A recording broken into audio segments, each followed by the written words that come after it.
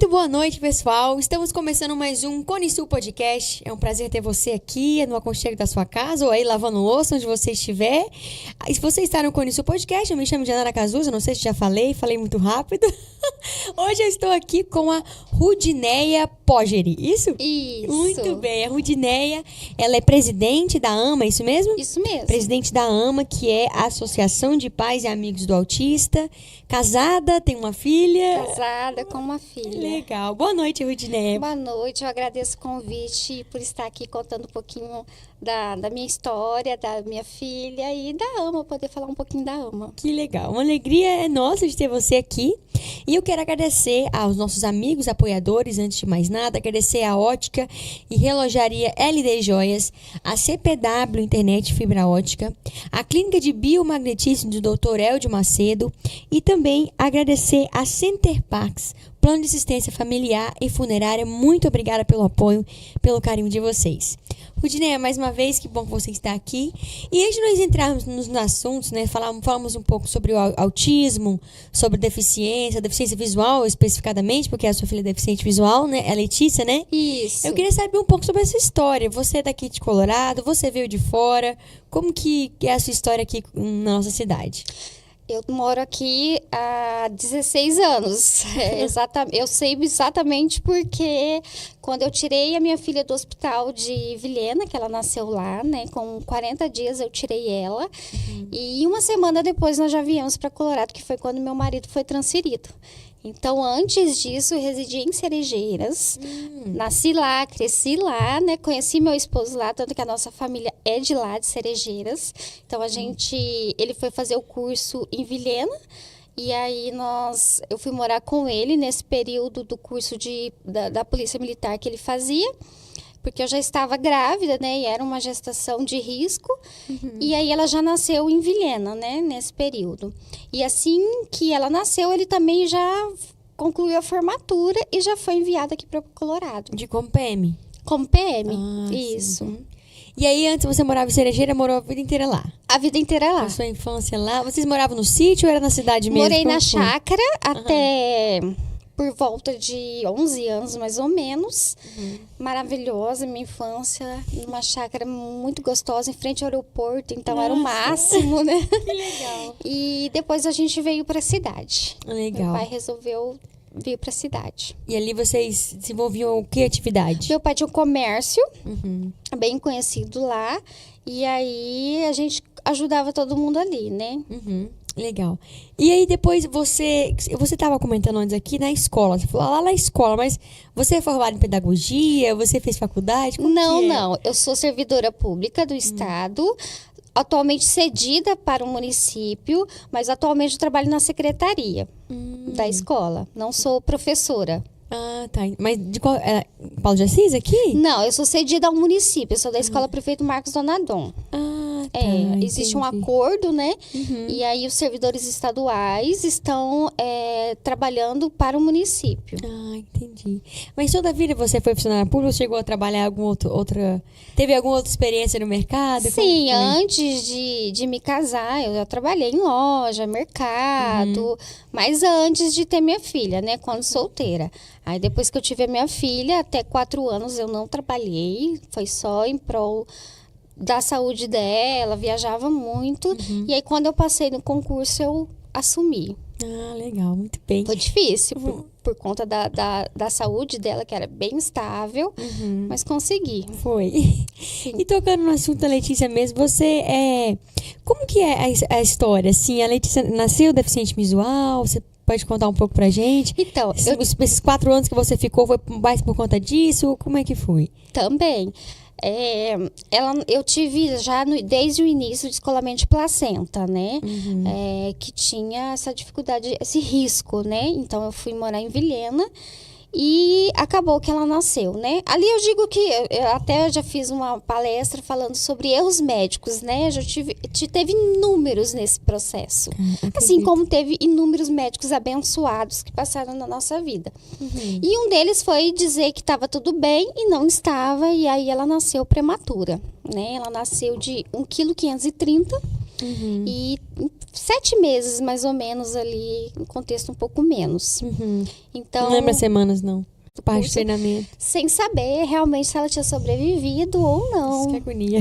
Então, e aí ela pegou essa infecção, a médica foi clara em falar da dificuldade, que se ela se recuperasse, ela poderia ficar com sequelas cerebrais, por conta de medicações que eram muito fortes e tudo mais. E ela, graças a Deus, se recuperou, tomou a medicação e começou a se recuperar. E na época, tirava-se do hospital com 2 quilos. Mas ela já estava 40 dias no hospital. Eu tirei ela com 1,8 kg, mais ou menos. Assinei um termo e tirei ela. Por sua vontade. Por minha vontade.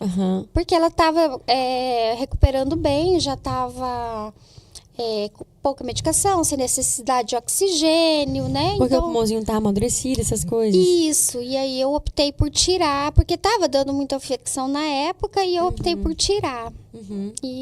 Mas eu levava quase todos os dias para o hospital para ver se estava tudo ok. Lá em Vilhena ainda, Lá em morando Vilhena, na neonatal, que não tinha UTI, né?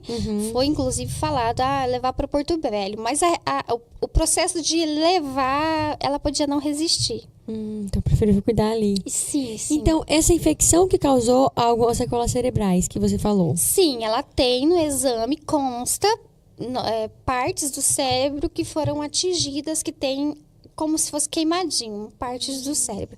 Mas que aparentemente, graças a Deus, não trouxe sequelas, porque ela não tem esse comprometimento na questão cerebral, de entendimento, nada.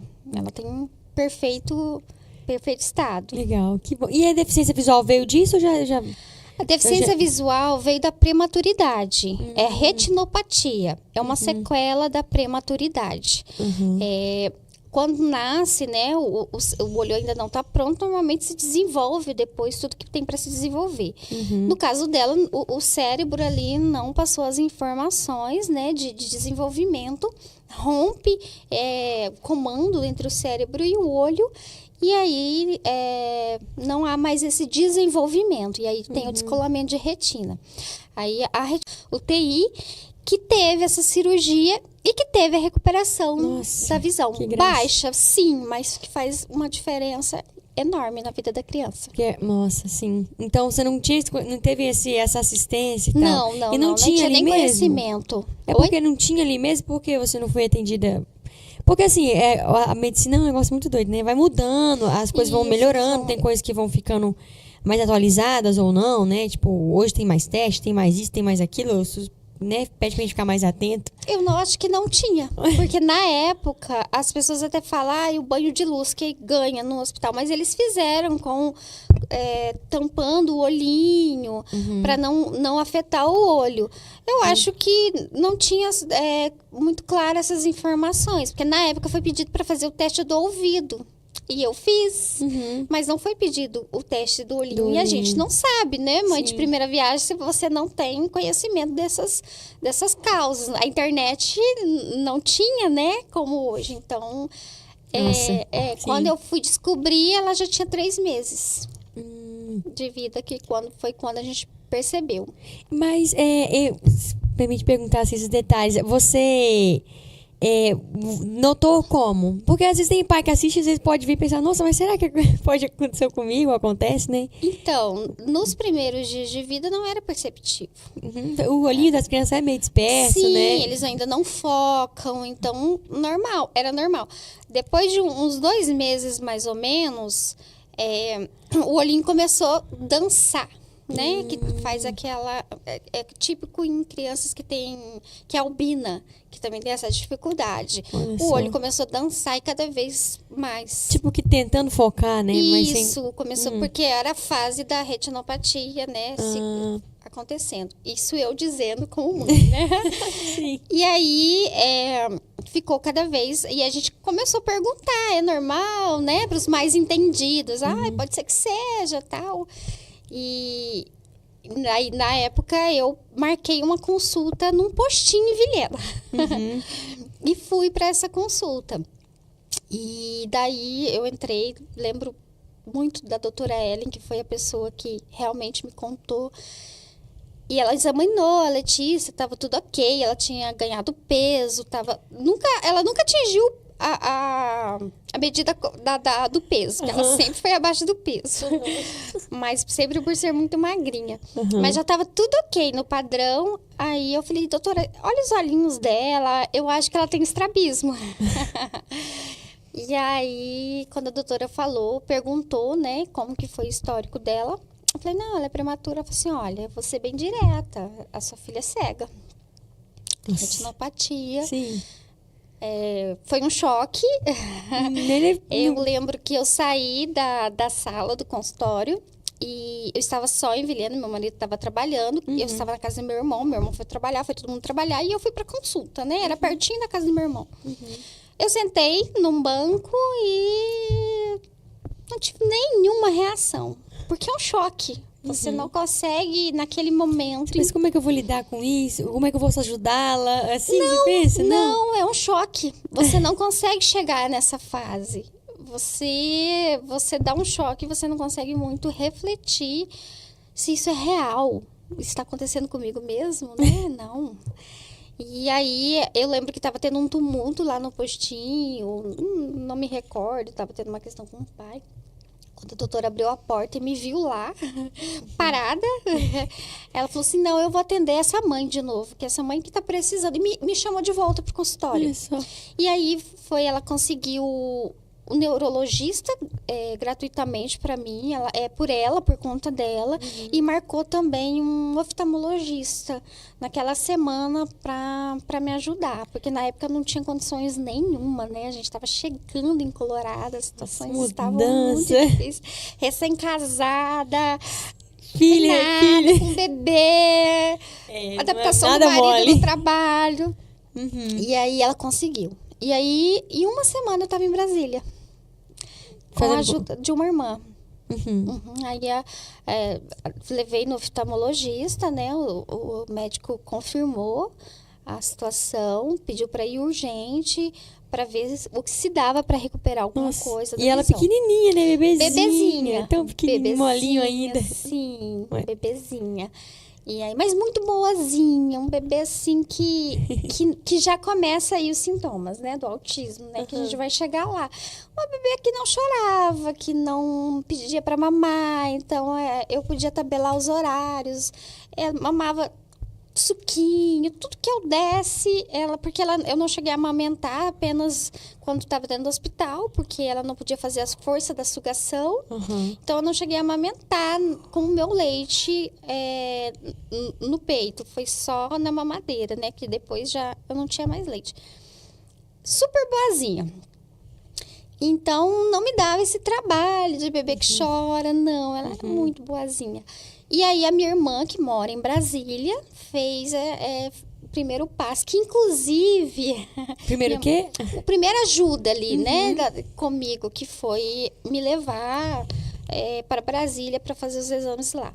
A minha mãe sempre gosta de contar que ela sonhou, antes mesmo de eu saber que eu estava grávida, que eu estava passando num caminho muito estreito, com um bebezinho no colo.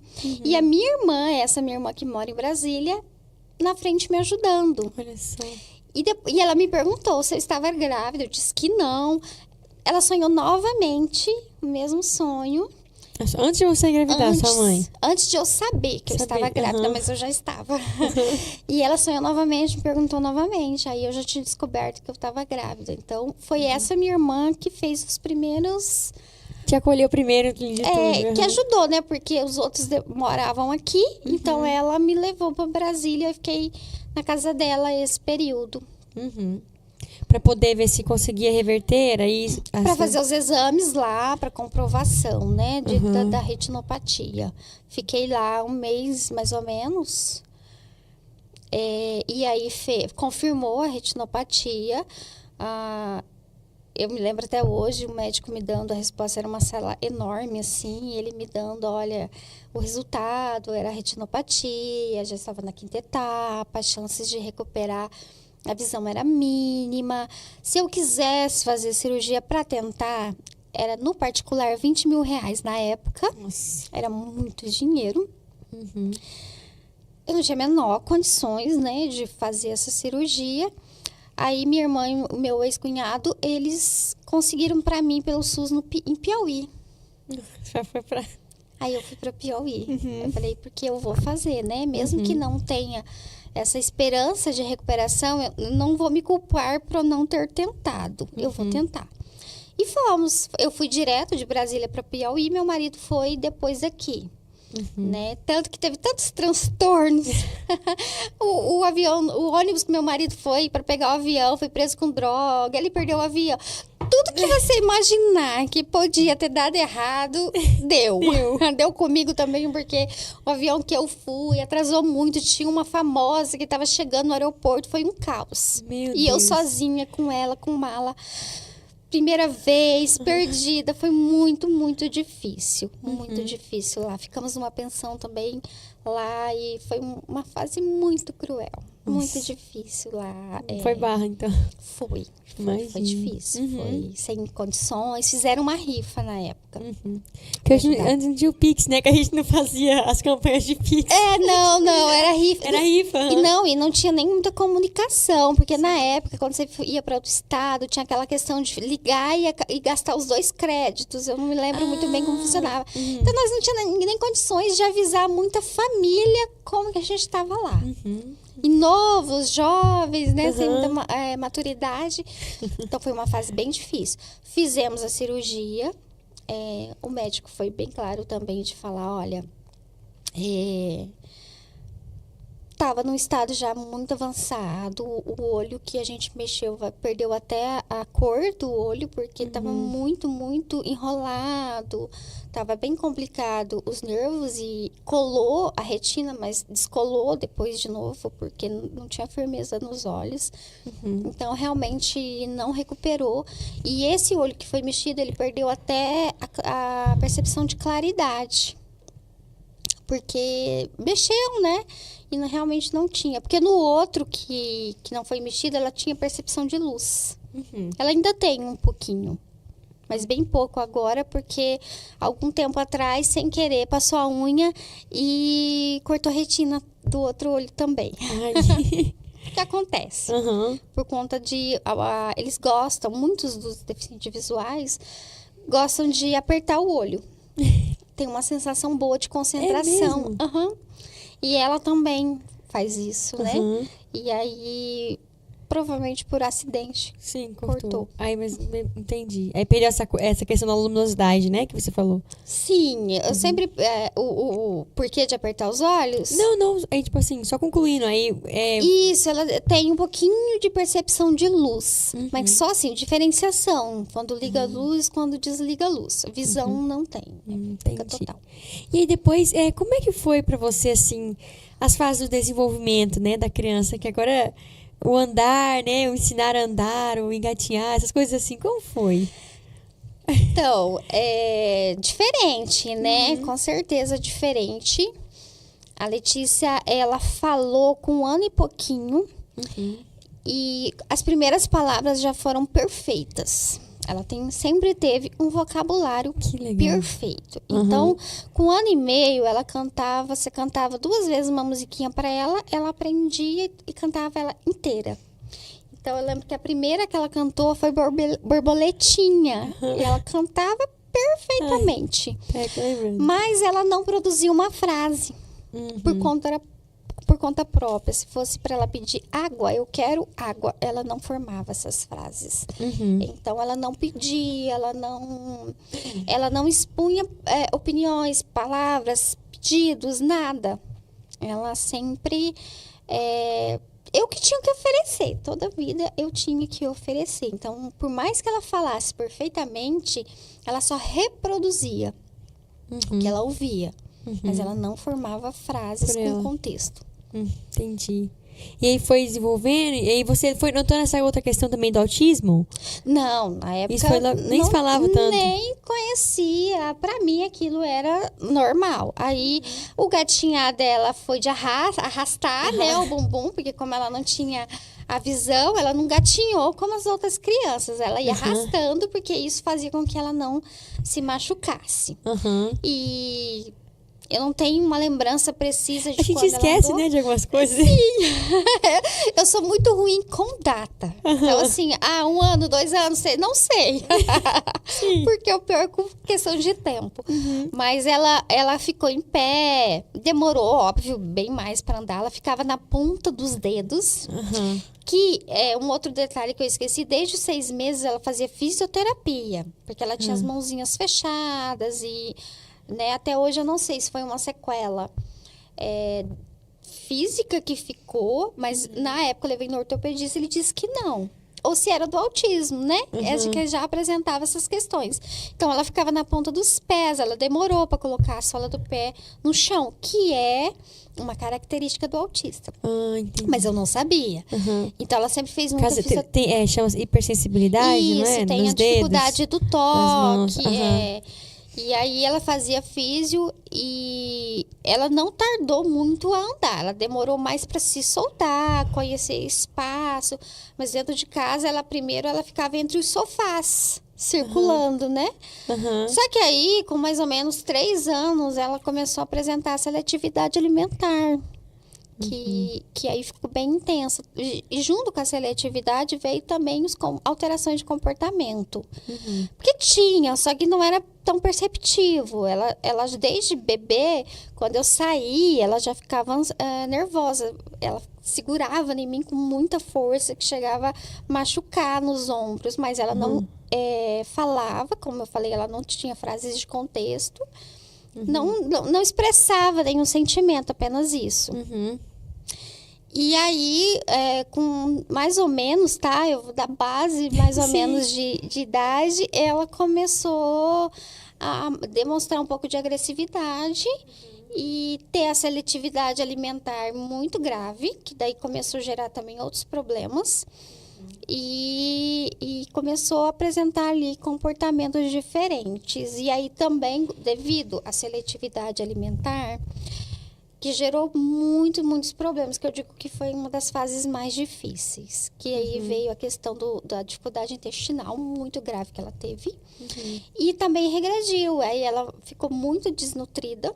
Não conseguia comer, né? Ela não comia, tinha dias que ela rejeitou já o leite, né? Foi a primeira coisa, ela parou de mamar. Ela não queria mais mamar.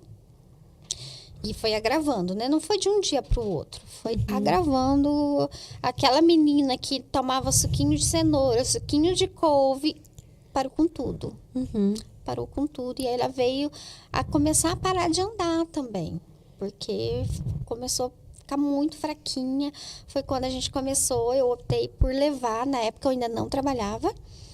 E comecei a levar ela 1 vez por semana, 2 vezes por semana na hidroterapia em Vilhena. Foi muito difícil, muito exaustivo. Porque a gente saía com um carro da prefeitura aqui, 4, 5, 6 mães. Ficava quase que o dia todo lá esperando. Nossa, e Vilhena tem um suco de energia, né? Eu chegava aqui derrotada. Nossa, derrotada.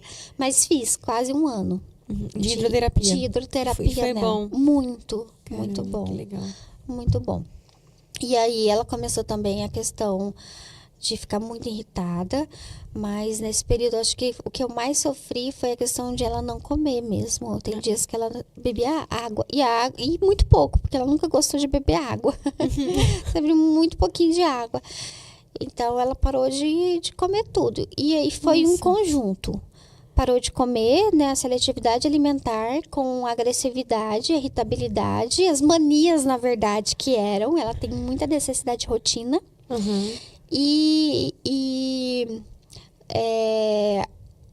Eu falei a seletividade alimentar, a dificuldade de rotina e também o intestino, que foi a fase muito mais difícil de todas. As pessoas às vezes pensam, qual foi a fase do diagnóstico, da descoberta da cegueira? Não, eu acho que a fase mais difícil foi a fase do intestino. Foi muito complicado, foi muito traumatizante, assim, para mim, para ela, para todos. Porque foi 2 anos quase sem ela conseguir ir ao banheiro. Então, era feito procedimento quase que 2 vezes a semana. Então, esses procedimentos, querendo ou não, são difíceis. Mais invasivo. Ela era só uma criança. Machucava muito. Foi muito, muito complicado Nossa, essa seu fase. coração, como que ficava? Eu só fico, Jesus amado, Senhor. Eu digo que eu conto toda a história da Letícia tranquilamente. Mas o dia que ela foi internada com fecaloma, que fizeram numa noite, né? Num dia, 7 procedimentos. É inesquecível. Meu Deus. Porque foi o dia que a enfermeira chorou comigo. A enfermeira, enquanto o médico fazia o procedimento, né, ali com ela pedindo que eu e a enfermeira segurávamos a mãozinha dela e ela pedia: mamãe, por favor, pede para ele parar. Então, nada dói mais numa mãe do que você ter que deixar, porque o estado está muito complicado.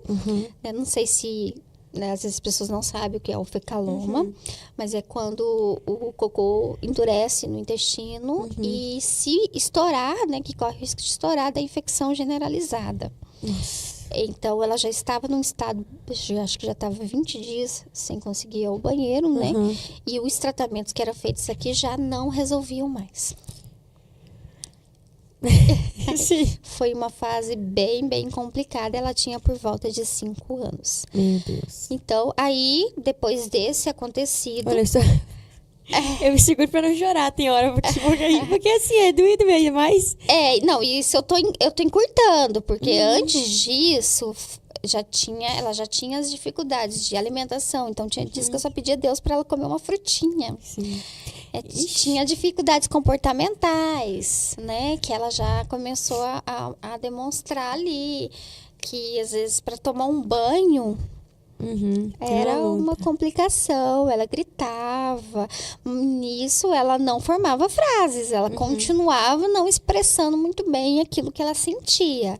Ela só dava ali o nervosismo, mas a gente não conseguia entender o que estava acontecendo. E aí, a primeira indicação do médico com a questão intestinal de Vilhena, ele queria pôr uma sonda nela para ela se alimentar. E eu dizia que não, que eu não ia deixar por essa sonda, porque ela parou de comer porque ela não estava conseguindo ir ao banheiro, e não ao contrário. Ele dizia que era o contrário. Eu disse não. Aí não concordamos e fomos a Porto Velho buscar uma outra alternativa. De Porto Velho, o médico queria colocar no final ali do intestino, fazer uma cirurgia, trocar ali um nervinho, uma partezinha lá. Nós também não aceitamos, porque achamos muito invasivo. Porque quem descobriu que já estava afetando era um pediatra maravilhoso de Vilhena, que nos indicou. Aí nós fomos para Vilhena, para Porto Velho, a gente falou não. Também é invasivo fazer isso. Ela estava num estado de desnutrição muito grave. Para passar por um procedimento desses ia ser muito invasivo. Fomos para Cuiabá. Mais viagem. Nossa, eu já viajei o Brasil inteiro. Fomos para Cuiabá. Chegamos lá e a gente procurou eu não vou lembrar o nome agora, gastropediatra, que entendia de gastro, mas que fosse infantil. E ela indicou uma medicação, um sachê manipulado, e pediu pra gente encaminhar ela no psiquiatra. E nisso, a minha irmã também falou, a minha irmã daqui, de Cerejeiras, falou, leva ela também no psiquiatra, vamos ver o que é isso, né? Porque quando a gente não tem conhecimento, a gente não sabe nem o que buscar. E hoje é o que eu tento ajudar essas mães. Qual médico eu devo procurar? Quem eu procuro? Né? Na medida que eu estou passando, enfrentando. Então, eu procurei um psiquiatra. Um psiquiatra. Para poder ver o que era essa restrição alimentar dela, porque ela não estava comendo. Esses comportamentos, né? Agressivos, de extremo nervosismo. Ela tinha do nada... tinha momentos que ela era um doce, né? Ela sempre foi um doce. A Letícia sempre foi muito meiga. Mas do nada, eram uns comportamentos muito diferentes, agressivos, de ela chegar já a se auto-machucar. Então, para mim, às vezes, não deixar ela se machucar nas mãozinhas, eu deixava ela apertar em mim para que ela não se machucasse. Então, assim, dava para ver que tinha uma coisa de diferente. Cheguei no psiquiatra. Então, assim, eu já falei de várias situações de médicos que queriam fazer procedimento tal, que a gente, se tivesse feito, talvez ela não tivesse se recuperado. Fomos nesse psiquiatra. O primeiro diagnóstico da Letícia, ela então por volta de 5, 6 anos, uns 5 anos, porque foi o processo de ela iniciar a escola. Ela foi diagnosticada com depressão e toque. Pois é. Nossa. E as pessoas perguntam, você acreditou? Sim. Sim, porque tinha contextos muito diferentes. E como ele indicou uma medicação que ajuda muito o autista, já explico por que eu tô falando isso, ela melhorou muito. Então, assim, lembra que eu falei que as frases dela não tinham contexto? De repente, com a medicação, centralizaram todos os pensamentos da Letícia. E a Letícia, de uma menina que ela já tinha, claro, algumas frases ali, mas ela melhorou 100%. Ela passou a ser uma criança extremamente expressiva, né? Que conseguia relatar, conseguia falar. Sim, pedir as coisas, dizer o que preferia. Ela avançou muito, muito, muito em várias áreas. Então, obviamente, eu acreditei. Eu acreditei no diagnóstico.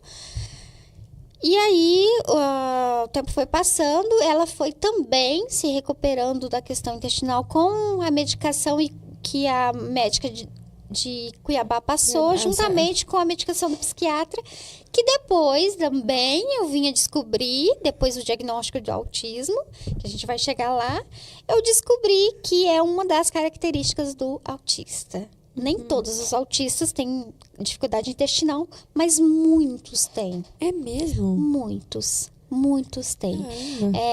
Inclusive, eu nem sabia. É uma informação. Sim, é muito comum. Também a gente pensa em questões comportamentais, né? De expressão, de fala, como você falou. É muito comum. E por quê? Porque o intestino, ele também tem a ver com a emoção.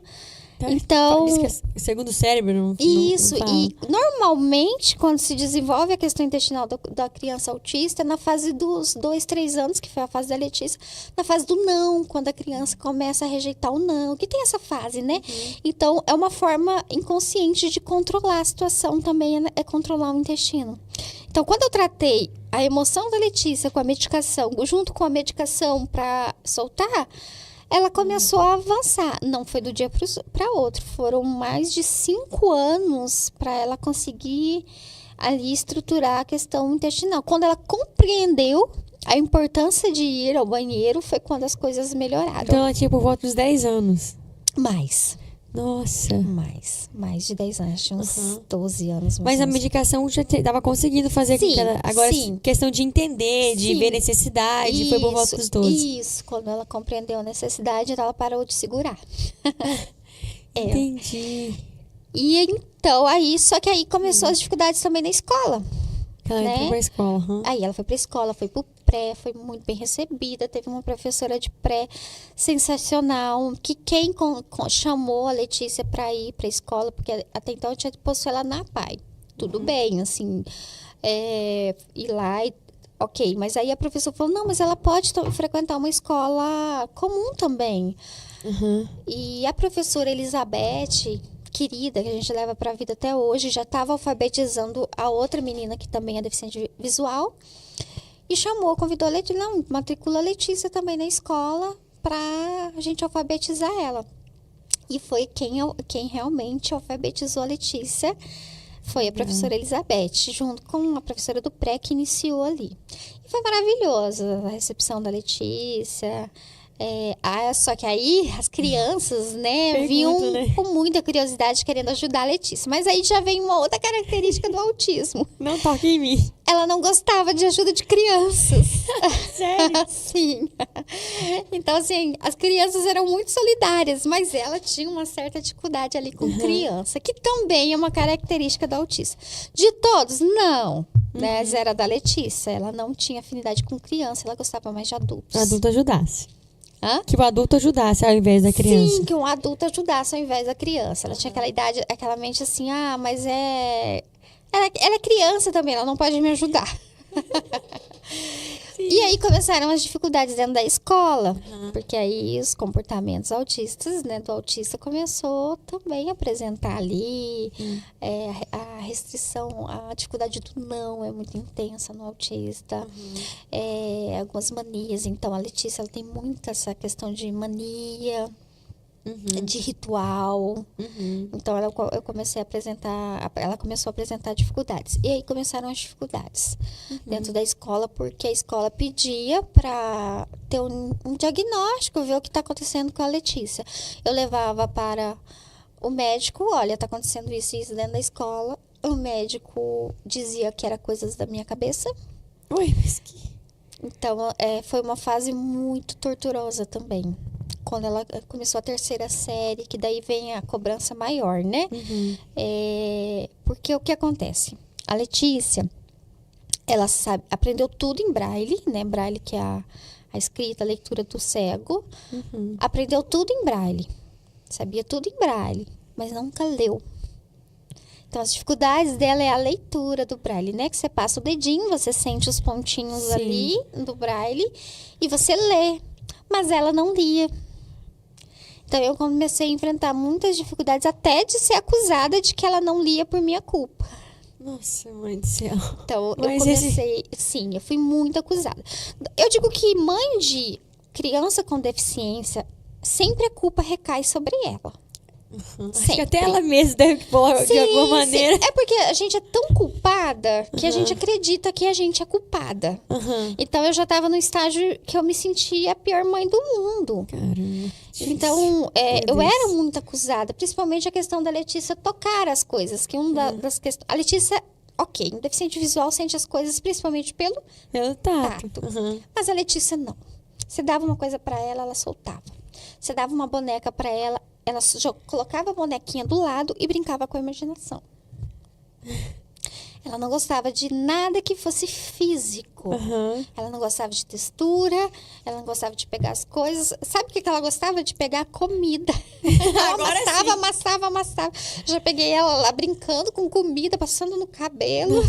Aí deixava ela brincar o tanto que ela quisesse, depois eu dava o banho. Então, assim, mas ela não gostava de pegar objetos. E quem levava a culpa? A mãe, né? Que não estimula. Sim, muito. Fui muito acusada.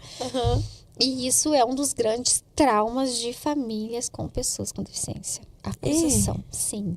De fora, de dentro pra fora, tudo. De todos. De todas as questões. A mãe de uma criança com deficiência é muito incompreendida. E, enfim, aí e ficou essa questão. A escola cobra, leva pro médico, o médico diz que é coisa da tua cabeça, que é pra parar de você inventar coisas. Desse jeito?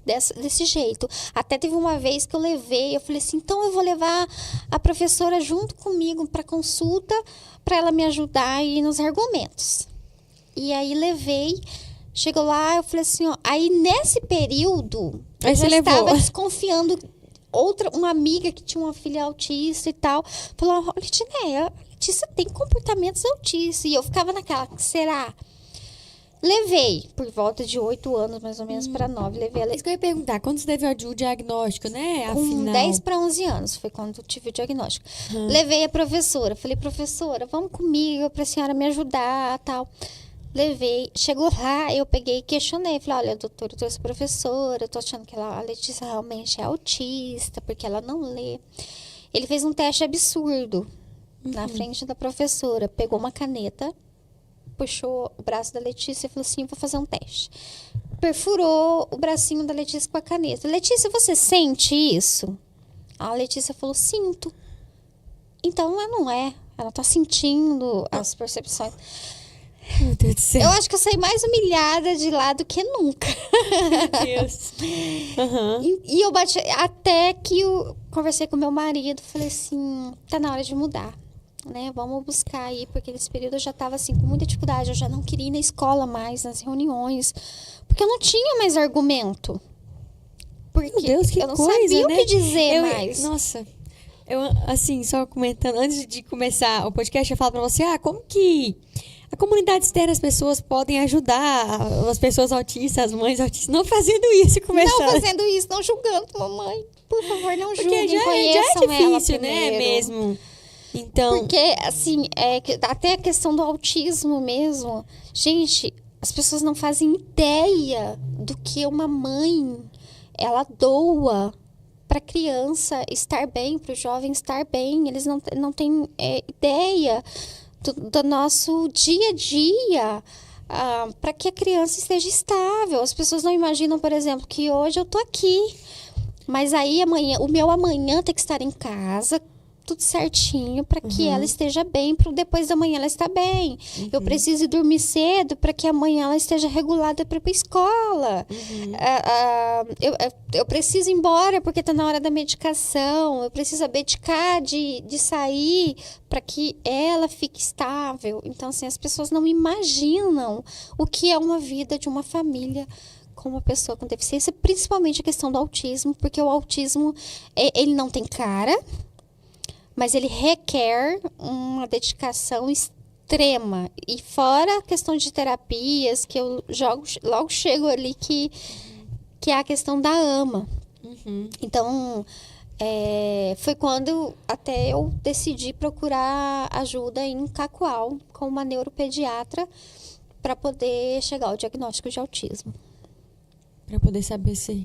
Aí eu levei lá, quando eu comecei a falar do histórico da Letícia, eu falei assim, olha, Não preciso nem fazer muita coisa. tão óbvio, como que esse médico nunca aceitou, e não aceita, tá? Ele não aceita que ela seja autista. Até hoje, né? Até hoje, porque ainda se tem médicos que acreditam que o autismo é quando aquela criança não verbaliza, só faz estereotipias, que seja algo muito visível.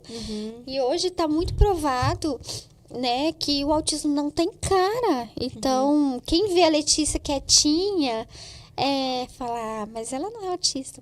Mas ela tem todas as caras. Ela tem a estereotipia, ela tem a questão de repetição. É que agora as coisas foram se adaptando, vocês foram conhecendo, vocês têm... Sim, tudo ficando Mesmo que seja algo novo, assim, porque não tem informações, mas é algo que tá se popularizando ainda, né? Na comunidade científica, nas coisas. Então, mas vocês já conhecem mais, já tem mais ferramentas do que antes, né? Sim, Aí tá, aí é sim. melhor, né? Do que antigamente. 10 anos atrás, praticamente ninguém sabia o que era o autismo. As pessoas perguntam muito pra mim por que tá aumentando tanto os casos de autismo, né? Porque tá ficando tão popular. Aumentou? Sim, aumentou. Aumentou. Mas o que mais aumentou não é o número de crianças com autismo, é o número de diagnóstico. Hoje em dia está se tendo diagnóstico correto. Há muitos anos atrás, vamos colocar 20 anos atrás, existiam todas essas crianças autistas, mas elas eram escondidas da sociedade e diagnosticadas com outros fatores. Era usado a questão do retardo mental, e até os tipos de estímulos faziam-se regressões com essas crianças, né? Então, teve muito de diagnóstico errado. Até, vou falar uma coisa chocante, muito antes eram levadas as crianças para manicômios e elas eram literalmente torturadas. Nossa. Tem fotos e tudo que provam essa questão. Então, hoje, não é que o autismo, que é muito comum falar, o autismo virou modinha. Não. A gente trouxe à tona uma coisa que era escondida, que as pessoas não conheciam. Tinha conhecimento, né? Isso. Nossa, eita, Rudinei, é muita história, hein? Muito. Não, se eu for contar, é bastante. Até o tempo tá passando aqui. Eu quero agradecer os nossos amigos apoiadores também, aqui do Conheço Podcast. Quero agradecer a Ótica e Relojaria LD Joias, a Ótica que tem relógios, brincos. Se você fez uma consulta com o médico, precisa trocar o seu óculos de grau, você também encontra lá lentes, armações belíssimas. Lá na Ótica LD Joias, as meninas, além disso, elas têm curso com a Núbia Madras, que já veio aqui no nosso programa também, consultora de imagem, e elas podem estar ajudando você na escolha do óculos para sua pele, para o tipo de pele, para você não escolher um óculos que não combina tanto com você. Então, na LD Joias, a assistência, né, o atendimento é completo. Você sai com um óculos bonito ou com relógio, é bem atendido, tudo lá na Ótica LD Joias. Quero agradecer também a CPW Internet Fibra Ótica, que está conosco aqui, e também a Center Pax, plano de assistência familiar. A Center Parcs tem um plano, né, de assistência com vários médicos. Você pode ganhar desconto em farmácias, em consultas, em vários serviços através desse plano de assistência familiar. Além disso, a Center Parcs também está com você nos momentos mais difíceis, né, da sua vida aí, o ano da perda. Eles têm uma assistência essencial para você nesse momento. E quero agradecer também a clínica de biomagnetismo do Dr. Eldio Macedo, ele que tem toda a experiência com terapias holísticas. Então, ele oferece uma abordagem única e eficaz para o seu bem-estar. Das técnicas de biomagnetismo ao poder curativo de massagem, ele se dedica a ajudar você a ter uma vida melhor, a fazer essa terapia, a cuidar da sua saúde e da sua vitalidade. Dr. Eldio Macedo, Clínica de Biomagnetismo. Muito obrigada pelo carinho e pelo apoio de todos vocês. Rudineia, então, vamos, né? Você teve o diagnóstico do autismo e tudo mais. E assim, eu ia te perguntar quais foram as maiores dificuldades nesse processo, mas você já foi contando, né? As coisas. Acredito que essa parte do médico, né? Quando é algo novo, a gente precisa de um médico que assiste bem a gente, né? Que fala, nossa, é isso ou é aquilo. Sim, a questão de erros, como eu falei, eu tive muitas dificuldades com erros médicos, mas também tive muitas bênçãos com médicos maravilhosos. Quando veio o diagnóstico da Letícia, vem de novo aquele choque, que a gente pensa, e agora, né? O que vai ser a partir de agora? Você fica uns meses um pouco paralisada também, que tinha em volta de 10, 11 anos. Mas o diagnóstico de autismo da Letícia, que vem a questão do luto, para a grande maioria dos pais, vem a questão do luto. Hoje a gente trabalha muito a questão de luto, quando recebe o diagnóstico. Porque quando você gera um filho, você trabalha todo um emocional para o futuro daquela criança. Quando você descobre que não é como você imaginava, eu uso muito um exemplo da viagem à Holanda. Você fez toda uma programação de viagem, que você ia para a Holanda, tudo mais, roupas adequadas. Só que quando você entra no avião, você descobre que você está indo para a Itália. Você não tem agasalho, você não tem nada preparado para ir para aquele lugar. Então, é um choque muito grande. Então, essa família tem que passar pelo luto. E eu passei também. Eu não tive o luto do autismo, porque para mim foi uma libertação. Saber o que era. Saber o que era. Durante tantos anos eu questionava o que eu fiz de errado. Porque eu já fui acusada, inclusive, de que sua filha é cheia de manias por sua causa, que você também é cheia de manias. Não, porque eu também sou, né? Então, assim, ela é assim por sua causa. Você fica criando manias para ela. Então, eu tinha aquele sentimento de culpa. Então, foi libertador no meu caso. E eu digo que mais do que eu foi para a própria Letícia. A Letícia voou depois do diagnóstico. É mesmo? Porque ela já estava criando sentimentos inferiores. Porque eu sou assim, porque eu faço assim, porque eu não consigo ser assim. Existia muita cobrança sobre ela. Então, ela voou. E ela vai começando a entender mais as coisas? Já estava com 10 anos, você falou? Ela sempre foi muito madura para a idade dela. Tanto que as pessoas... Inclusive, um médico me perguntou, por que a Letícia é tão madura? Você cobra muito dela? Eu falei, não. Pelo contrário, eu gostaria de ter assistido desenhos infantis. Ela não gosta. Então, ela tem uma maturidade muito grande.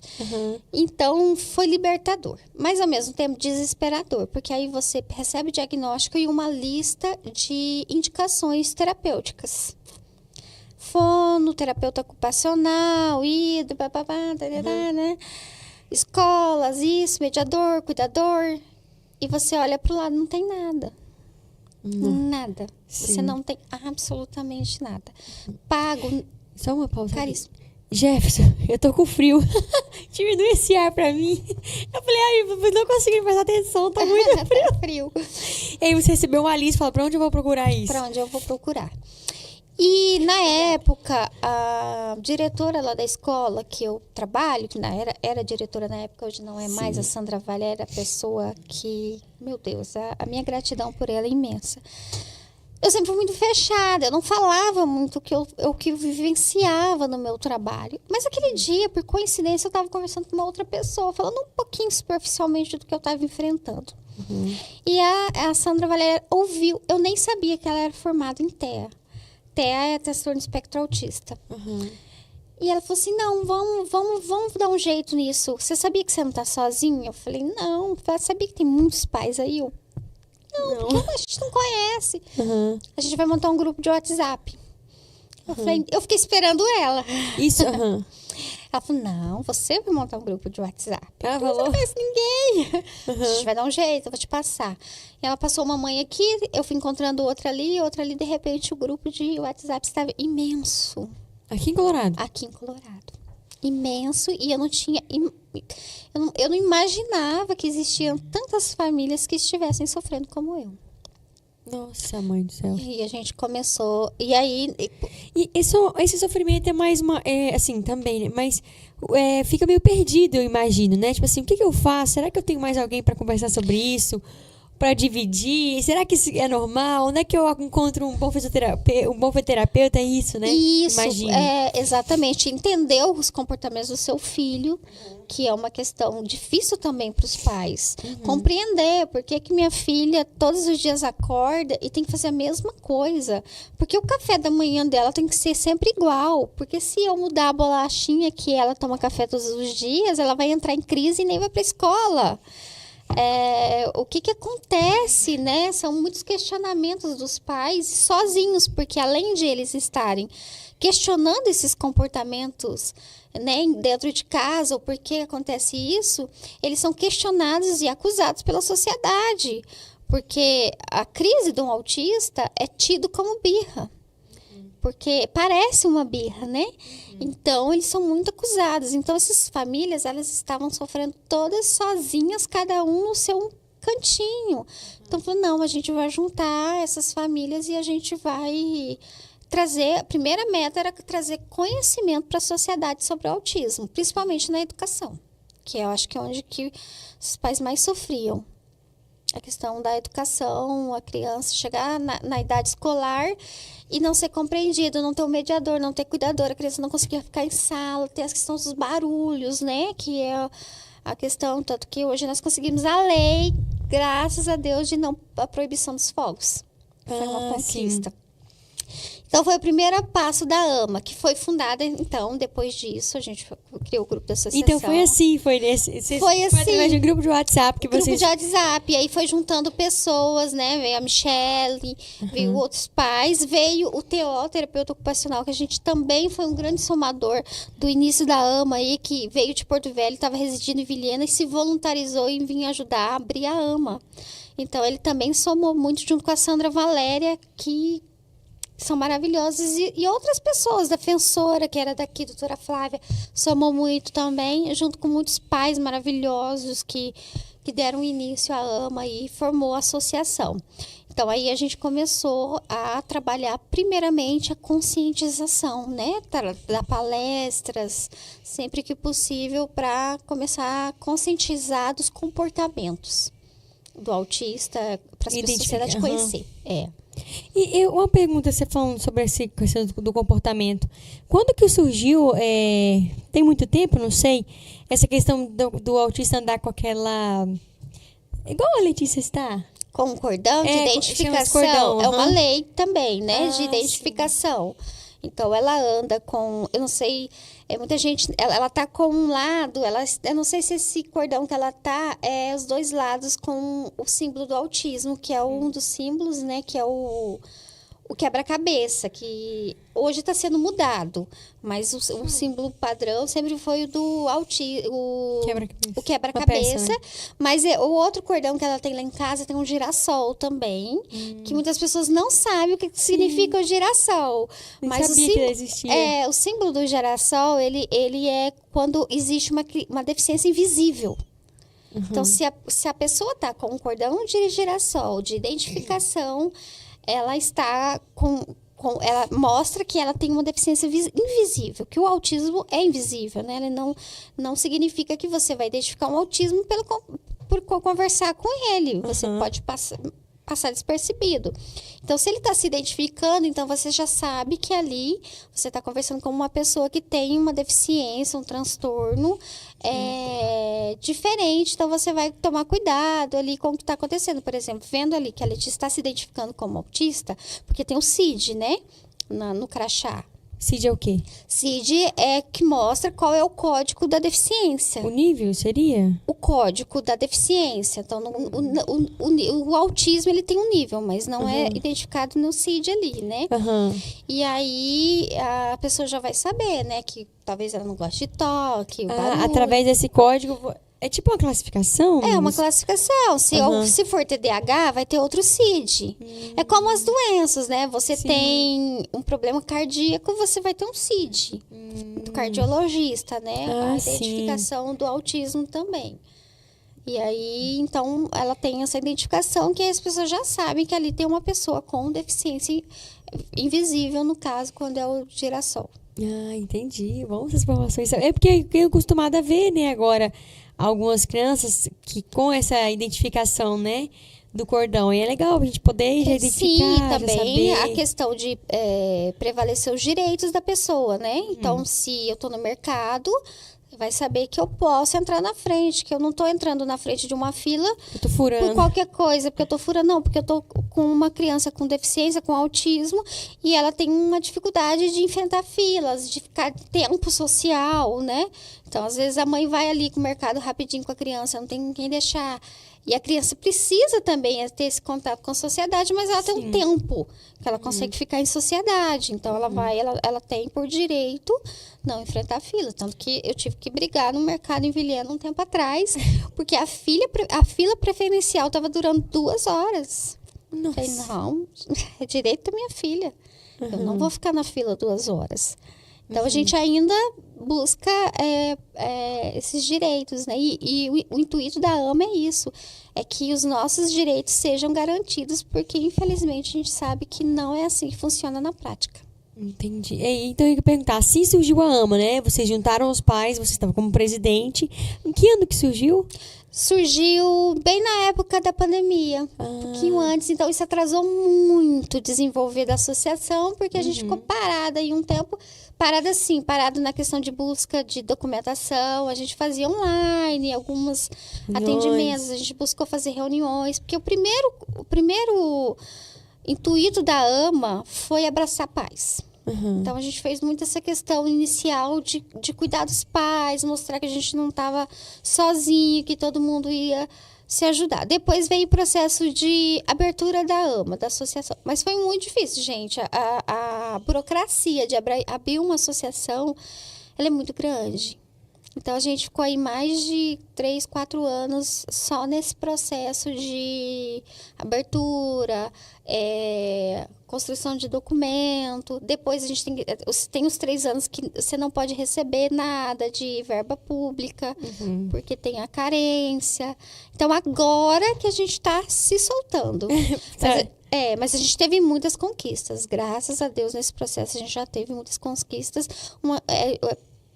Das questões prevalecer os direitos, por exemplo, hoje nas escolas já temos o direito do mediador, do cuidador garantido. Alguém próprio para poder fazer isso? Sim, ainda tem muito que avançar, né? A gente vê que está entrando, está vindo os cuidadores, mas sem uma instrução devida. Então, eles chegam, eles não sabem como lidar com essas crianças ainda. Mas estamos avançando. Então, assim, era uma coisa que nós não tínhamos e que hoje está se desenvolvendo. Mas eu, por exemplo, agora comecei a enfrentar uma questão que a mediadora da Letícia já fez curso em Braille, tem informação sobre autismo, estão querendo tirar e trazer um novo servidor que não tem informação. Eu não vou aceitar, porque eu vou querer os direitos da minha filha garantido, porque o autista ele precisa de estabilidade, então ela já tem uma estabilidade com essa pessoa. Vamos para uma nova luta aí. Para conseguir que ela fique. Legal. E aí vocês, lá na AMA, vocês falou muito sobre a questão dos direitos e tudo mais. Mas esse garantia dos direitos é o quê? Informação? Vocês têm advogado? O que a AMA oferece para os pais e para as crianças autistas aqui em Colorado? Hoje a gente faz a gente tem várias pessoas que são parceiras nossas. Por exemplo, a gente tem o psicólogo Magno, que uma vez por semana, uma vez por mês, oferece uma reunião com os pais para trabalhar o emocional dos pais. A gente já conseguiu várias coisas, eu não vou me lembrar agora, mas a gente já conseguiu emenda, por exemplo, já conseguimos abafador de ruídos. Letícia, que está ali no cantinho, me ajuda a lembrar aí das coisas que nós já alcançamos aí. Mas a gente, uma lei que a gente conseguiu, a dos fogos, né? Não ter barulho acima do permitido, próximo à casa de um autista. Mas hoje, o que a gente mais luta é atendimento médico, é questão de terapia, que é o que a gente literalmente não tem. Agora, a gente conseguiu, possivelmente, para o ano que vem, a gente vai conseguir atendimento neuropsicológico, que é para o início de um laudo da criança autista, porque a primeira dificuldade para os pais é um laudo. Um laudo é terrível. Um laudo gasta-se... Você quer um laudo bom, é R$10.000. Sério? Para você fechar um laudo, para você pegar um neuropsicólogo, fazer as avaliações. Porque o autista, ele não é uma doença, né? É um comportamento, é um transtorno. Então, não existe um exame que detecte. Você não faz exame de sangue, né? Não, você tem que ser avaliado pelos comportamentos. Então, você tem que fazer testes e mais testes pelo neuropsicólogo, de preferência, não é obrigatório, mas é o ideal. Depois, passar para um neurologista, para ele pedir outros exames para descartar outras probabilidades também, para fechar um diagnóstico. Então, assim, 90% desses pais não tem condições. Então, quando a gente iniciou, a maioria dos pais não tinha laudo e não tinha formas de conseguir. Então, a gente foi desenvolvendo essas questões. Hoje já está mais fácil, existem alguns programas. Então, a gente conseguiu também, ano que vem, a AMA, juntamente com a parceria da Secretaria, a gente vai conseguir oferecer alguns laudos para alguns pais. A gente vai priorizar, claro, algumas situações mais complicadas, não serão para todos, mas já é um passo. Mas hoje a gente pede muito por fono, por terapia ocupacional. O município oferece uma fono somente, não é nem, acho que 30% do que a demanda pede. Então, assim, é muita busca. Então, é algo que vocês estão buscando para ter mais, né? Para ter mais. Então, assim, hoje, nesse momento, a gente está construindo, a gente já está em processo, mas agora, por vir a questão política, a gente já conseguiu a cedência do espaço para a AMA, do município cedeu, né? A prefeitura cedeu um local para a gente. Vocês fazem onde as reuniões? Hoje em dia, as reuniões ainda espaços que são cedidos para a gente. A Associação da Polícia, o espaço da igreja, é cedido espaço para a gente fazer reuniões. Porque esse espaço ainda não dá para utilizar. Mas a gente já conseguiu aí, a gente ainda não vai divulgar nome, mas a gente já conseguiu verba de um deputado para a gente poder estar em trâmite a documentação, mas ele já garantiu isso para a gente, apesar da burocracia, de reforma total do espaço. Então, a gente, ano que vem, se Deus quiser, a gente já vai ter o espaço. E a gente também já chegou em Cerejeiras, Cabixi, Corumbiara, lá já tem os grupos da AMA também. Que bom, né? Porque aí aqui vai ser um lugar físico, digamos assim. Sim. Próprio, onde os pais poderão ir ter horário comercial. Esse é o nosso sonho. Nossa, que legal. Esse é o nosso sonho. Para poder dar principalmente para os nossos filhos ter a inclusão, o direito da inclusão, de a sociedade olhar para os nossos filhos e compreendê-los e envolvê-los, né, em sociedade. Isso é muito importante. O que seria isso, assim, na prática, sabe? O que um pai, uma mãe autista de um filho deficiente espera, né? Porque, assim, a gente fala muito sobre inclusão, fala sobre compreender, sim, mas o que seria isso? Olha, a gente fala assim de maneira prática, né? Porque, às vezes, as pessoas, elas não entendem alguma coisa e tal, mas isso não significa que elas vão tratar mal, mas é isso? O que espera? Então, é muito interessante. Eu digo que eu vivencio duas diferenças. A diferença entre a abordagem sobre a deficiência visual e a diferença entre a abordagem sobre o autismo. São dois mundos. Quando a gente apresenta a Letícia como uma pessoa com deficiência visual, as pessoas se sensibilizam mais, até demais. Porque é muito comum a gente ouvir as pessoas falarem, coitadinha, tadinha, né? Vamos orar para ela enxergar. Isso é muito comum a gente ouvir essas bobagens. Então, assim, é muito comum. Mas há uma compreensão melhor, porque ela é visível. Ela é visível. Então, as pessoas vão ficar ali meio sem graça, mas vão entender e vão aprender mais rápido a lidar com a situação. Mas quando a gente fala que é autista, tudo muda. É mesmo? Tudo muda. Primeiro que existe um preconceito sobre quando a gente fala sobre autismo, já vem aquela questão, é modinha, tá querendo justificar comportamentos mal educados da criança. Então, já vem ali esse primeiro pré-julgamento. Porque o autista, como eu falei, é o comportamento. Ele tem toda uma característica comportamental. Então, tem autista que tem dificuldade com não, como a Letícia já teve. O autista, ele tem necessidade de rituais, como a Letícia tem, e é muito intenso. Então, os dias dela são todos numa ordem que necessita. Se quebra, ela vai entrar em crise. E se ela entra em crise num local... eu vou colocar um exemplo para ficar mais preciso.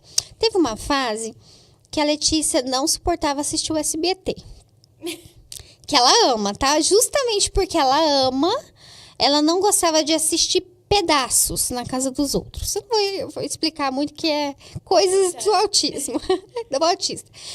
E se ela chegasse na casa de uma pessoa e estivesse passando um trecho, ela ia ficar irritadíssima. Mas ela sabia pela audição Pela que audição, era ela assiste filme, ela assiste novela, ela assiste tudo, ela assiste os documentários, ela assiste tudo comigo.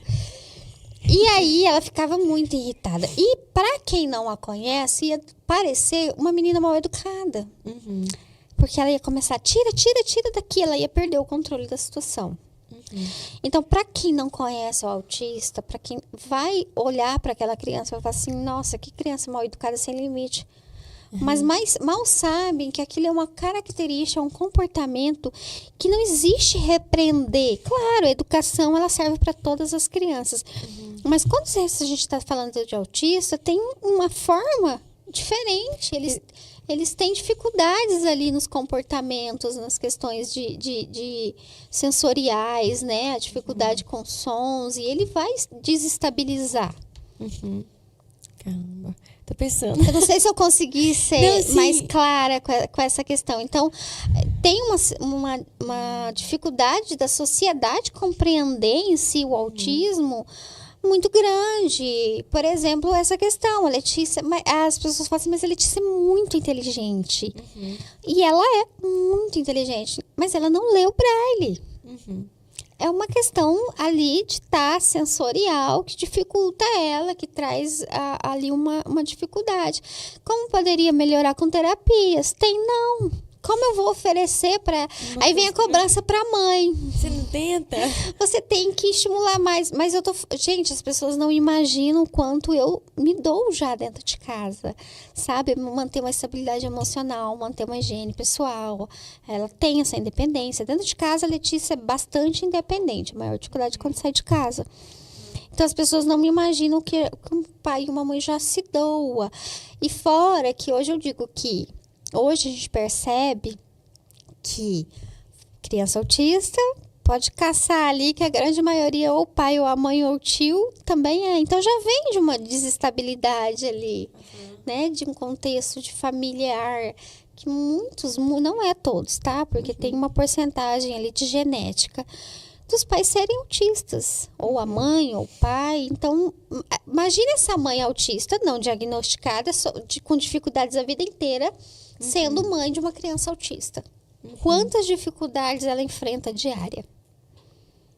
Né? Que normalmente chega na fase adulta, essa mãe já desenvolveu uma depressão, uma ansiedade por conta disso. E sobretudo por todas as outras coisas que as cobranças, a falta de profissionais, enfim, a preocupação materna, né? Que os pais, o pai também tem, mas é diferente da mãe, né?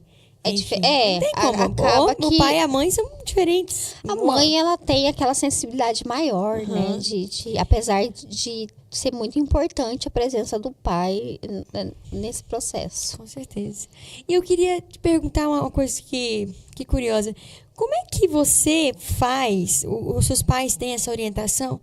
É possível diferenciar, porque um comportamento caracterizado pelo autismo de uma falta de... como é que eu posso falar, meu Deus? Tipo, essa criança tá fazendo isso porque é mania dela, é birra ou alguma coisa assim. A diferenciar a birra da crise? É, por exemplo. Então, assim, eu tenho no dia a dia mesmo, eu acredito que você agora já... Você conhece melhor a sua filha. Eu falo assim, meu filho mais velho vai fazer 2 anos, né, José? E eu comento com meu esposo, falo, nossa, o José já tá com quase 2 anos, a gente já conhece os gostos dele, já entende quando ele fala uma coisa. Tipo assim, já sabe. Aí faz por comparação quando era menor, que você fala, meu Deus, o que esse menino quer? Agora a gente já sabe o que ele tá querendo expressar. Né? Então, assim, à medida que vai conhecendo o filho da gente, ele vai se desenvolver, a gente vai sabendo, não, isso aqui é porque ele quer mesmo, não, isso aqui é porque ele tá com pirrica, a gente fala, né? Alguma coisa assim. E é possível você diferenciar isso com o tempo ou antes mesmo já dá pra saber? Letícia, você não tá com coisa não, você tá querendo, alguma coisa que... É possível, claro que é. Então, eu sou privilegiada hoje com a Letícia. Eu digo que Deus foi maravilhoso comigo. Porque a Letícia hoje é assim, a maturidade dela é inacreditável. Então, a Letícia, ela também já tem 16 anos, já é uma moça. Então, hoje ela tem muito essa questão de fazer birra. Mas ela fazia. Hoje, inclusive, ela me conta sobre as birras de quando ela tinha 7, o que ela sentia, o que ela pensava. Sim. Mas aí, até nas birras, você via que eram birras causadas por comportamentos do autismo. Então, assim, por isso até que eu te falei da importância de um cuidador, de um mediador, conhecer o autismo e, principalmente, criar vínculo com a criança autista que ele vai cuidar.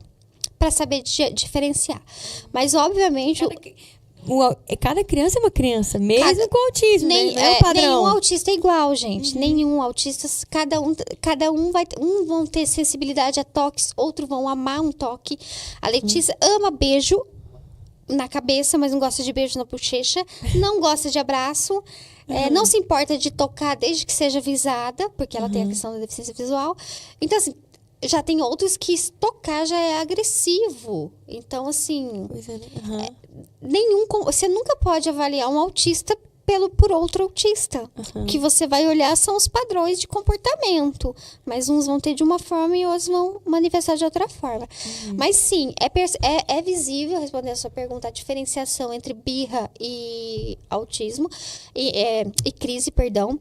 Nem todos os pais conseguem diferenciar, porque muitos estão nesse acúmulo de sentimentos. Então, cada caso é um caso. Então, assim, eu já conseguia diferenciar melhor uma crise de uma birra. Mas aquilo que eu te falei, até a birra de um autista, que é a birra de uma criança, ela às vezes vem por conta de um comportamento rígido, de um padrão ali rígido, comportamental dela, de enfileirar, e você tirou a fileirinha que ela fez, você deu uma entortadinha e isso já vai desregular ela e pode gerar uma birra, mas pode gerar uma crise intensa por conta de uma pecinha que saiu do lugar. Então, assim, sempre tem que ir com muito cuidado na abordagem para essa criança. Para você não piorar, né? Para não piorar, mas também para não deixar a criança também achando ali, não pôr um limite, né? Por isso que a gente fala da importância do ABA, principalmente na questão dos professores. ABA é o quê? A ABA é um estudo, né, uma formação, eu não vou saber usar agora a palavra própria, mas de intervenção para criança autista, de comportamentos, né, análise de comportamento para criança autista. Então, quando você estuda o ABA, que tem o ABA para pais, para professores, né? Justamente para quando você conseguir lidar com os comportamentos da criança, comportamentos inadequados, por exemplo. Tem criança que tem comportamentos muito inadequados de tirar roupa, por exemplo. Tem criança que tem tanta sensibilidade na pele, ao toque, que até a roupa agride ela. Que é muito comum, e a Letícia é uma delas. A criança autista odiar a etiqueta. Então, arranca tudo. Então, eu compro uma roupa pra Letícia, eu já tenho que cortar a etiqueta. E muitos têm tanta sensibilidade que até a roupa machuca, fere, né? Nossa. Então, eles resistem, eles não querem. Então, chega uma criança de 4, 5, 6 anos na escola, ela não vai ter essa percepção de que ela tem que ficar com a roupinha. Ela vai, de uma hora para outra, tirar a roupa. E o que faz nessa hora? Né? Como que um cuidador, ou o professor, ou o mediador vai trabalhar com essa criança? Aí entra a importância da intervenção ABA. Se você estudou o ABA, você vai saber como ir treinando o comportamento daquela criança para que ela compreenda aos poucos que a roupa é importante, para que ela consiga cada vez mais ficar com mais tempo com a roupinha, fazer esse tipo de comportamento. Vamos supor, é muito comum criança autista ter objetos de afeição, de andar sempre com um objeto na mão. Às vezes são objetos impróprios, muito grande, não tem como deslocar. Então, fazer aquela troca aos poucos daquele objeto por um menor. Ou, por exemplo, a criança se apega a um ursinho e tem que ser só aquele, mas o ursinho já tá só o fiapinho.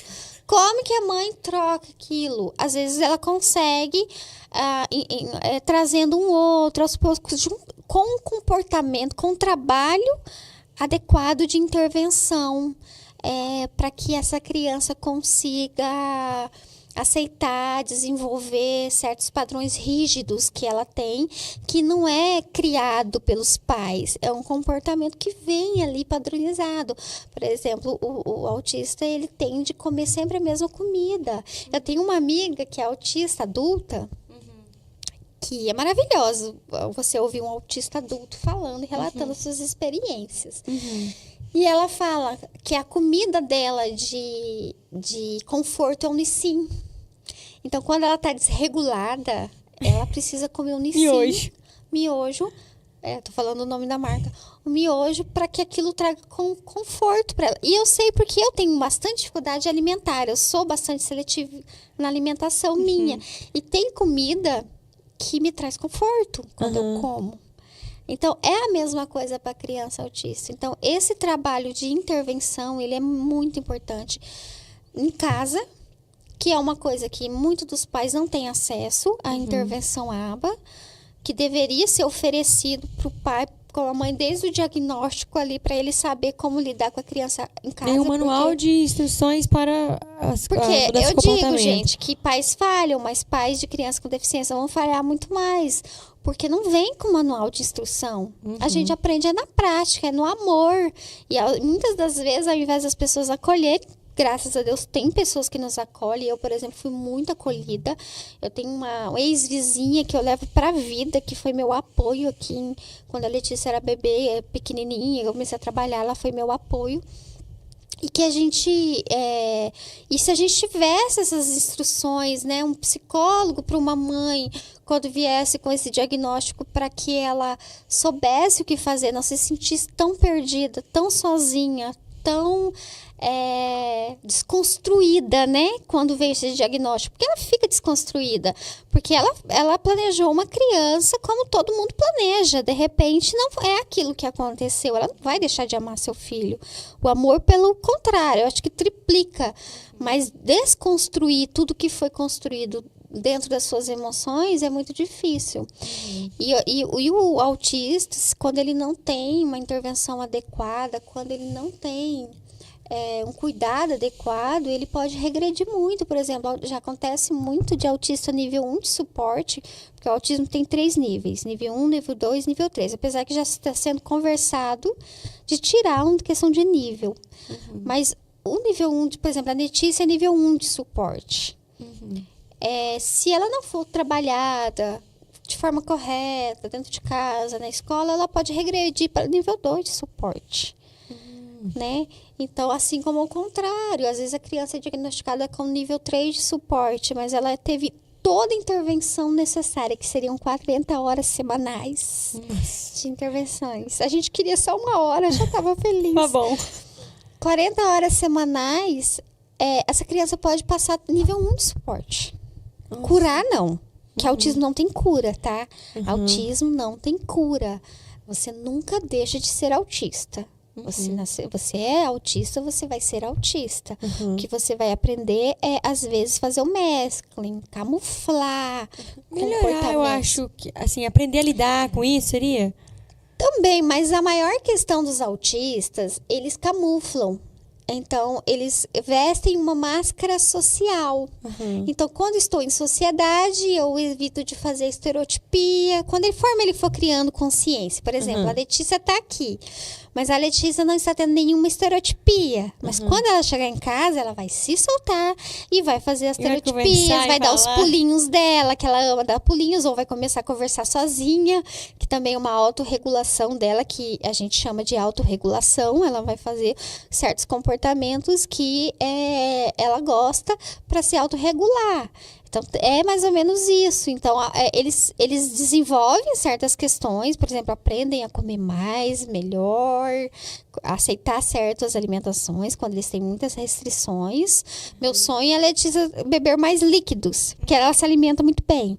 Mas líquido, ela tem bastante restrição. Então, é continuar insistindo para que uma hora isso aconteça. Mas é isso, os autistas aprendem muito a trabalhar essa questão social, mas... Para poder conviver melhor, talvez? Para conviver melhor, para talvez até ser aceito pela sociedade, porque se um autista adulto começa aqui, de repente, a ter estereotipia, chama atenção, né? E eles tentam não chamar tanta atenção pela própria... a sociedade acaba, né, julgando. Então, eles mascaram. Mas esse mascaro traz muito sofrimento, essa mascaração. Porque traz dor, traz sofrimento, traz dificuldades muito grandes. Não acredito. Nossa, tem muito assunto. Que legal, Ednete, sua contribuição, assim, você conhecer um pouco da sua história e também de todo esse conhecimento, né? E os pais que estão assistindo, que conhecem algum pai, como é que faz para entrar na AMA? Basta entrar em contato com vocês e vocês dão suporte para a gente poder saber. Isso, entra em contato comigo ou qualquer uma das mães que já estejam no grupo, a gente adiciona no grupo, lá a gente passa as informações, quando vai ter reuniões, quando a gente vai ter uma conquista. Por exemplo, agora a gente está pegando o nome das crianças para a gente pôr num projeto com um artista plástico que vai oferecer aulas gratuitas para as crianças com autismo. Então, elas vão poder ter aí para aprender arte, né? Quem sabe aí a gente tem um talento que é muito, muito comum acontecer, de descobrir talentos aí no mundo dos autistas aí com a arte, né?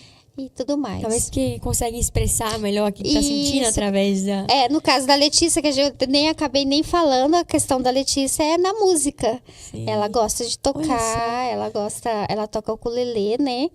Ela se identificou com o ukulele, ela canta, ela faz muitas apresentações e gosta bastante. E ela tocou piano também, né? Ela tá começando nas aulas de piano. Ela tá começando, mas quando ela apresenta, ela ainda apresenta só no ukulele, né? Então, ela costuma cantar muito em igreja, ela é muito convidada para ir nas igrejas, para ir para palestras. Até acho que agora, eu não lembro a data, mas esse mês ainda ela tem uma apresentação em Vilhena.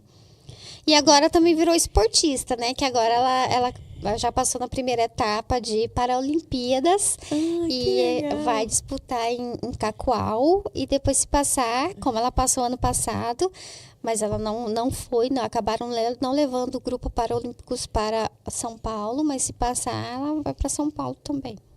Correndo? Brasília, aliás. Ela faz corrida, lançamento de disco e lançamento de peso. Acho que é isso. Que legal, é muito chique. Assim, eu digo que a Letícia, ela é uma pessoa maravilhosa, ela atrai muitas pessoas abençoadas. Então, ela tem um professor de educação física maravilhoso, assim, que estimula, ela tem uma mediadora maravilhosa. Tem professores na escola que estimulam ela, inclui ela, que ela passou já, é a terceira vez que ela passa no Fera. Não sei se você já ouviu falar no Fera, que é um trabalho estudantil de apresentação de artes. Primeira vez ela foi com um grupo de teatro da escola, também para Porto Velho disputar. A segunda vez ela foi com documentário e essa vez ela está indo disputar com o cinema. Que bacana. Então tem muitas coisas para o currículo. Ela é intensa, ela topa tudo. Tudo que convidarem ela, se tiver uma pessoa que se disponibilize em trabalhar com ela tá sempre de boa vontade. Que legal, que bom. Parabéns, Letícia. Você está aqui com a gente, né? Tá no cantinho ali sempre. Todo mundo sabe que onde eu estou com a Letícia. A Letícia é minha companheirinha. Ai, que legal. Muito bom, Rudinei. Então, os pais podem procurar você, através do WhatsApp, procurar para poder entrar em contato. Isso, Instagram, toda assistência. A gente tem o Instagram, Ama Cone Sul. Pode procurar a gente lá, tá? Ama Cone Sul. Tem a Ama Cone Sul de Cerejeiras também, que elas têm Instagram. O de Cabixi é vinculado com a gente, mas que tem mães lá maravilhosas representando também, que vão dar suporte. Pode estar procurando a gente aí, que a gente inclui no grupo. E tudo que a gente tiver ali trabalhando, a gente está repassando para os pais. Que legal, muito bom. Muito obrigada pela sua contribuição. Muito obrigada. Eu que agradeço muito. Fiquei feliz demais, um papo muito legal. Se a gente for conversando, tem muito mais coisas pra gente falo perguntar. Bastante, gente. As mães já sabem. Quando eu começo a falar, nossa, muito bom. É o assunto do meu hiperfoco, então eu falo muito e agradeço muito, em Janara, o convite, o espaço por eu poder estar falando sobre isso, né? Abrir esse espaço pra gente é muito importante, para estar falando, colocando... dando espaço para os nossos filhos, né, com deficiência, com autismo, mostrar que eles também podem participar, né, a sua maneira dentro da sociedade, que eles têm muito a contribuir. Agradeço muito, de verdade, o convite. Agradeço a diretoria da AMA, que é parceira, que está sempre trabalhando muito. A gente tem muito trabalho. Então, se eu for falar aqui um por um, eu vou esquecer de alguém. Então, assim, agradecer a todos que nos apoiam, né? A gente tem bastante pessoas que nos apoiam de forma indireta também, que o nosso contador, que contribui muito com a gente, que eu incomodo muito ele. E ele também faz um trabalho voluntário com a gente para ajudar na documentação. Claro. Então, agradeço muito a todos. Que legal. Muito obrigada. A gente que agradece também. Eu que agradeço. Obrigada pela sua audiência também aqui. Obrigada à Ótica LD Joias, a CPW Internet Fibra Ótica. Obrigada também a Center Pax e também a Clínica de Biomagnetismo do Dr. Eldio. Muito obrigada pelo apoio de vocês. Muito obrigada por você estar aqui. Até semana que vem no Conice Podcast. Tchau, tchau. Obrigada, Rudineia. Tchau.